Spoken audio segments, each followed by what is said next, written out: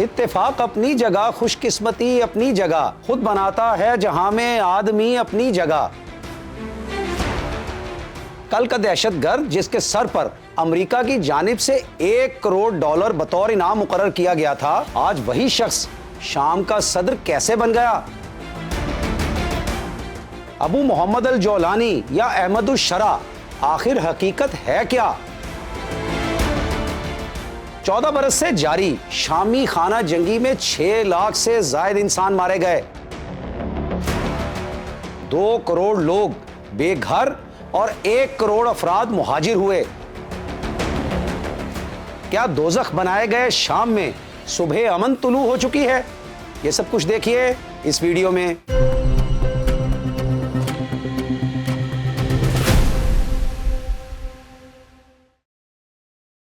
السلام علیکم، میرا نام ہے سجاد شفیق بٹ۔ کیسے ہیں آپ؟ صحت کیسی ہے؟ امید ہے سب ٹھیک ٹھاک ہوں گے۔ اللہ تعالیٰ سے دعا ہے کہ وہ آپ کو اور آپ کے تمام اہل خانوں کو تندرست اور خوشحال رکھے، آمین۔ جناب انور شعور صاحب کا ایک شعرا آفاق شعر آپ کی خدمت میں پیش ہے۔ اتفاق اپنی جگہ، خوش قسمتی اپنی جگہ، خود بناتا ہے جہاں میں آدمی اپنی جگہ۔ آپ عالمی بساط پر قسمت کے کھیل تو ذرا ملاحظہ کیجئے کہ ابو محمد الجولانی جو سال ہا سال سے ایک خطرناک ترین عالمی دہشت گرد سمجھا جاتا تھا اور امریکہ نے اس کی زندہ یا مردہ گرفتاری پر $10 ملین یعنی $1 کروڑ بطور انعام مقرر کر رکھا تھا، اب امریکیوں نے بذات خود اس کا نام مطلوبہ دہشت گردوں کی فہرست سے ہٹا دیا ہے اور اسے شام کا صدر تسلیم کر لیا ہے۔ ابو محمد الجولانی نے جو پہلا انکشاف کیا ہے وہ یہ ہے کہ اس کا اصل نام احمد الشرع ہے، جبکہ ابو محمد الجولانی اس کی بطور جہادی شناخت تھی۔ انسائکلوپیڈیا بریٹانیکا کے مطابق ماضی کے ابو محمد الجولانی اور حال میں احمد الشرع کا خاندان دراصل جولان کی پہاڑیوں کا مکین ہے۔ جولان کو گولان بھی کہا جاتا ہے۔ یہ پہاڑیاں شام کے اس علاقے میں واقع ہیں جسے سن 1967 کی 6 روزہ جنگ عرب کے دوران اسرائیل نے اپنے قبضے میں لے لیا تھا۔ اسی نسبت سے ابو محمد جولانی کہلانے والے احمد الشرع کا خاندان آئے روز کی بمبارڈمنٹ سے تنگ آ کر اپنی جانیں بچانے کے لیے سن 1981 میں سعودی عرب ہجرت کر گیا اور دارالحکومت ریاض میں سکونت اختیار کی۔ احمد الشرع کا والد آئل انڈسٹری میں انجینئر تھا۔ اگلے ہی برس یعنی سن 1982 میں احمد الشرع کی ولادت ہوئی اور اس نے اپنی ابتدائی تعلیم سعودی عرب میں ہی حاصل کی۔ سن 1989 میں یہ خاندان واپس شام آ گیا اور دارالحکومت دمشق میں سکونت اختیار کی۔ احمد الشرع کے مطابق اس نے اپنے لیے جہاد کے میدان کا انتخاب اس وقت کیا جب فلسطینیوں نے اسرائیل کے خلاف دوسری انتفاضہ تحریک کا آغاز کیا۔ سن 2000 میں احمد الشرع محض 17-18 برس کا تھا تو اس وقت اس نے مجاہدین اسلام کو جوائن کیا۔ سن 2003 میں امریکی افواج عراق آئیں تو احمد الشرع بھی بہت سے دیگر شامیوں کی طرح جہادیوں میں بھرتی ہوا اور امریکہ کے خلاف لڑنے کے لیے عراق جا پہنچا۔ عراق میں احمد الشرع نے القاعدہ میں شمولیت اختیار کی۔ ان دنوں القاعدہ روزانہ کی بنیاد پر امریکی فورسز کے خلاف مسلح حملے کرنے، خودکش دھماکے کرنے اور حتیٰ کہ مخالف عراقی شہریوں کو ہدف بنانے میں سرگرم عمل تھی۔ سن 2004 میں القاعدہ کی مرکزی قیادت نے بہت زیادہ اور بلا وجہ خون ریزی کرنے پر اپنے عراقی یونٹ کو سخت سرزنش کا نشانہ بنایا اور اسی عرصے میں احمد الشرع ایک جہادی سیل کا کمانڈر بن چکا تھا۔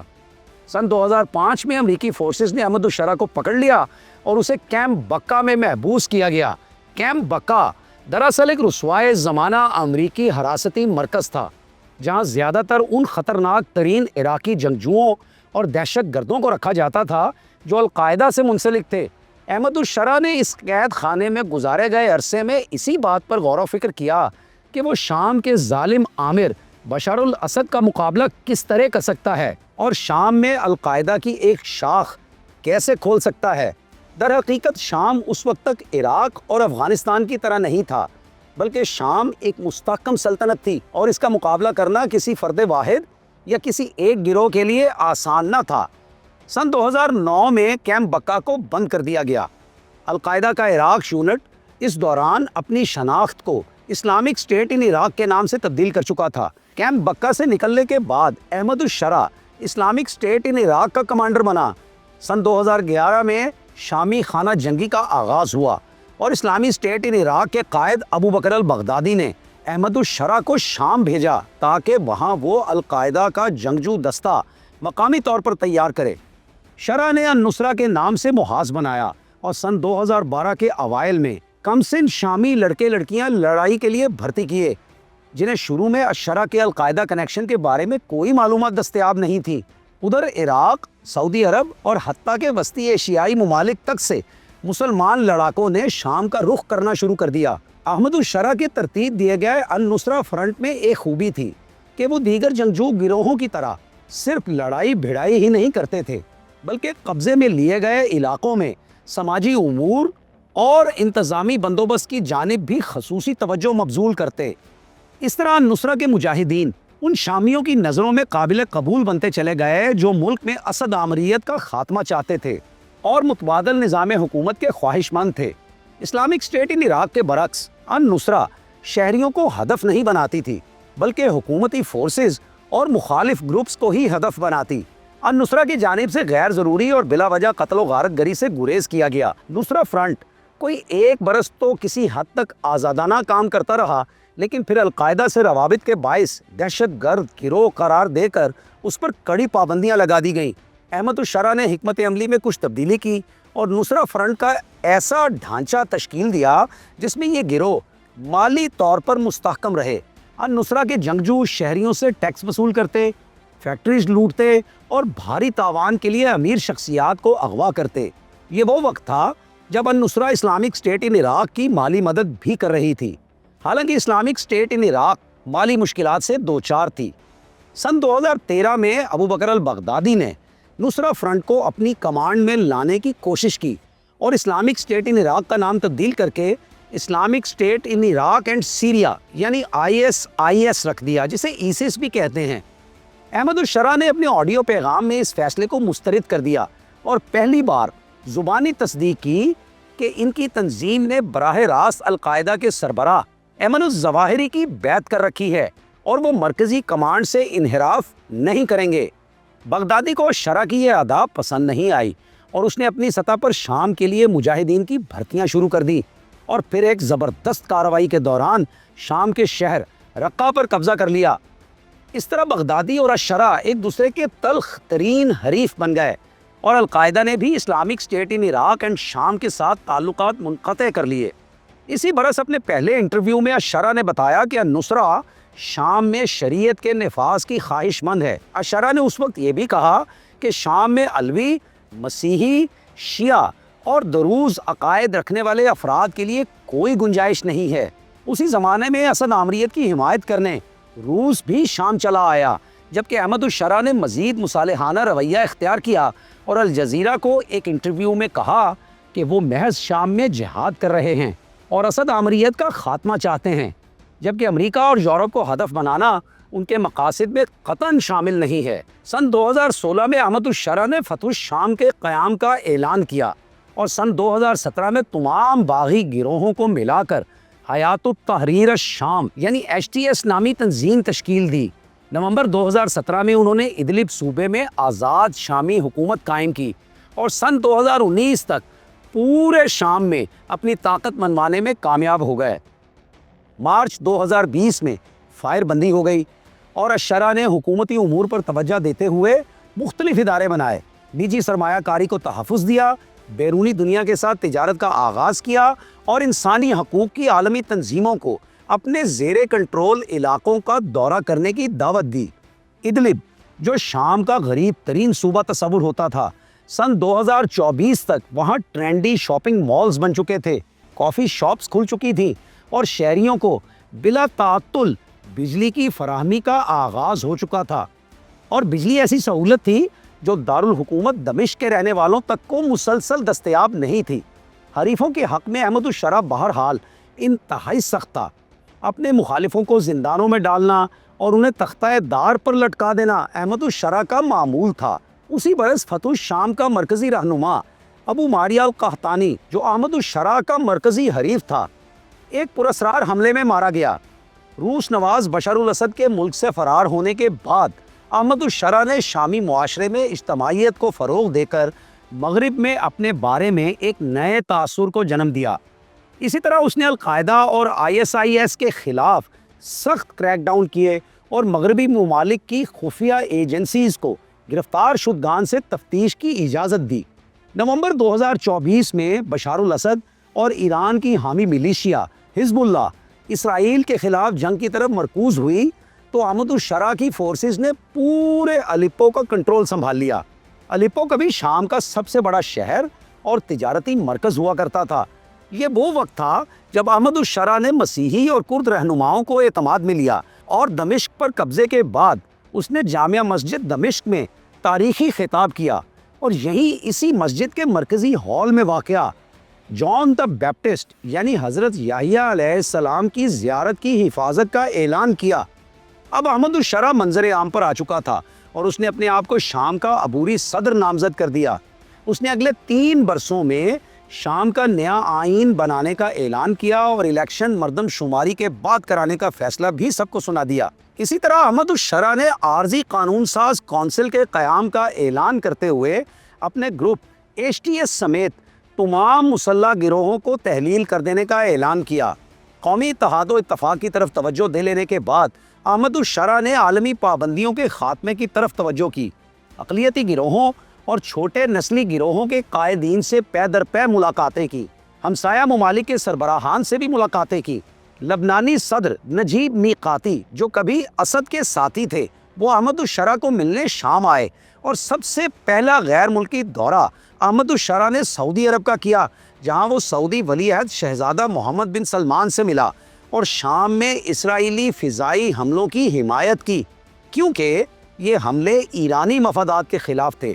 احمد الشرع نے اسرائیل سے شام کے تعلقات کی بحالی کا یقین دلایا تو یورپی یونین اور برطانیہ نے شام پر عائد کردہ کچھ پابندیاں اٹھا لیں۔ آخر کار امریکہ نے احمد الشرع کے سر پر رکھا گیا $1 کروڑ کا انعام ختم کر دیا اور تمام پابندیوں کو بھی ختم کر دیا۔ 25 برس بعد جس شامی صدر سے امریکی صدر کی ملاقات ہوئی ہے وہ احمد الشرع ہے۔ سعودی عرب کے دورے میں صدر ٹرمپ سے ہونے والی ملاقات میں احمد الشرع نے ابراہیمی معاہدے پر دستخط کرنے اور دمشق میں اسرائیلی سفارت خانہ کھولنے کا یقین دلایا ہے۔ یاد رکھنا چاہیے کہ 14 برس سے جاری شامی خانہ جنگی میں 6 لاکھ سے زائد انسان مارے جا چکے ہیں، 2 کروڑ لوگ بے گھر اور 1 کروڑ افراد مہاجر ہو چکے ہیں۔ اب سوچنے کی بات یہ ہے کہ کیا دنیا کی جانب سے دوزخ بنائے گئے شام میں بالآخر صبح امن طلوع ہو چکی ہے؟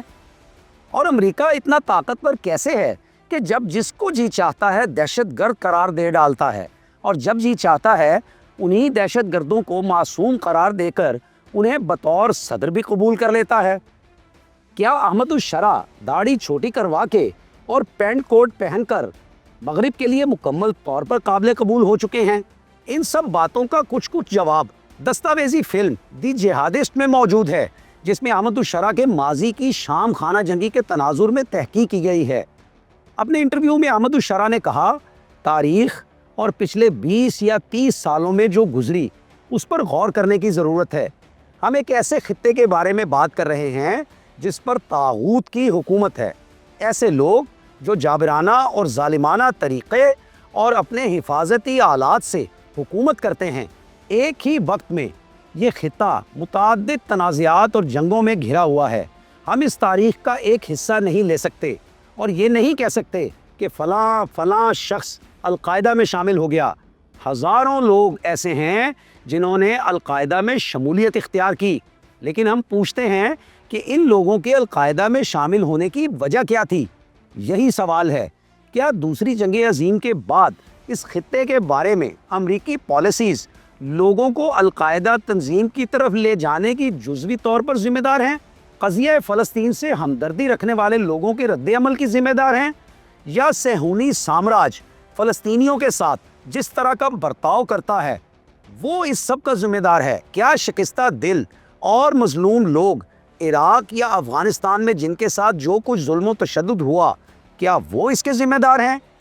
ماضی میں القاعدہ کے ساتھ ہماری شمولیت ایک دور تھا، اور یہ اس وقت بھی ختم ہوا، اور اس وقت بھی جب ہم القاعدہ کے ساتھ تھے ہم بیرونی حملوں کے خلاف تھے اور یورپی یا امریکی لوگوں کو نشانہ بنانے کے لیے شام سے بیرونی کارروائیاں کرنا ہماری پالیسیز کے بالکل خلاف ہے۔ یہ بالکل ہماری منصوبہ بندی کا حصہ نہیں تھا اور ہم نے ایسا بالکل نہیں کیا۔ تو یہ سب کہا احمد الشرع نے، جس سے مغرب میں ایک اعتماد کی صورتحال پیدا ہوئی ان کے بارے میں۔ انور شعور صاحب کا ایک اور شعر سنیے جو اس صورتحال کی خوب عکاسی کرتا ہے۔ کچھ نہ کچھ سچائی ہوتی ہے نہاں ہر بات میں، کچھ نہ کچھ سچائی ہوتی ہے نہاں ہر بات میں، کہنے والے ٹھیک کہتے ہیں سبھی اپنی جگہ، کہنے والے ٹھیک کہتے ہیں سبھی اپنی جگہ۔ اچھا، امریکہ کا کردار اس سب صورتحال میں دیکھا جائے تو مصطفی کے اس شعر کے مطابق ہے۔ میں عجب یہ رسم دیکھی مجھے روز عید قرباں، میں عجب یہ رسم دیکھی مجھے روز عید قرباں، وہی ذبح بھی کرے اور وہی لے ثواب الٹا، وہی ذبح بھی کرے اور وہی لے ثواب الٹا۔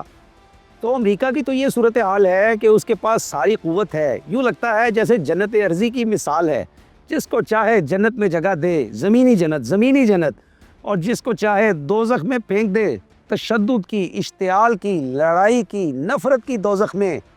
دنیا کے اندر جو ناخدا بنا ہوا ہے وہ ظاہر ہے امریکہ بنا ہوا ہے، اور امریکہ جس کو چاہے اس میں دہشت گردوں کی فہرست میں ڈال دے اور جس کو چاہے دہشت گردوں کی فہرست سے نکال کے صدر بنا دے، جو چاہے آپ کا حسن کرشمہ ساز کرے۔